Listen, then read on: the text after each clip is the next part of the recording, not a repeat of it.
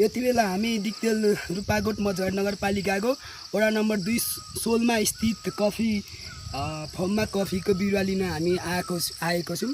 हामीले चाहिँ 2000 भन्दा बढी कफीको बिरुवा डोरपा लाने भनेर हाम्रो समूहमा लाने भनेर आज हामी कफीको बिरुवा नर्सरी राखेको ठाउँबाट यो गाडी आउने ठाउँसम्म यसरी लिएर आउँदैछौँ।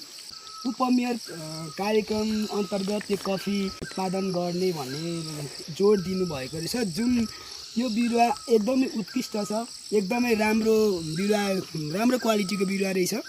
यो बिरुवालाई चाहिँ आज हामी लगेर 1-2 दिन यसको यहाँ र हाम्रो ठाउँको हावापानी वातावरण मिल्दैन, लगेर 2-4 दिन हामीले यो कफीलाई चाहिँ लगेर राख्छौँ। त्यसपछि यो कफीलाई चाहिँ हामीले खाल्डो खनिसकिरहेछ, त्यो खाल्डोमा लगेर हामीले यो कफीलाई चाहिँ रोप्नेछौँ।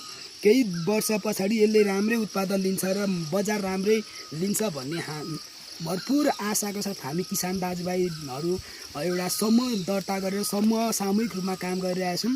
त्यसले गर्दाखेरि भोलि यसले चाहिँ हाम्रो आय आर्जनमा, हाम्रो चाहिँ जीविकोपार्जनमा यो कफी उत्पादन भएर बजार गइसकेपछि सहज हुन्छ भन्ने आशा हामीले लिएको छौँ। हामीले यो डोकोको सहायता लिएर र यो ठेला गाडीको सहायता लिएर हामीले कफीको बिरुवा लगभग अहिले 1000 झ्याङ ल्याइसक्यौँ भने अब बाँकी अझै 1000 भन्दा बढी हामीले कफीको झ्याङ ल्याउनु अझै बाँकी नै छ।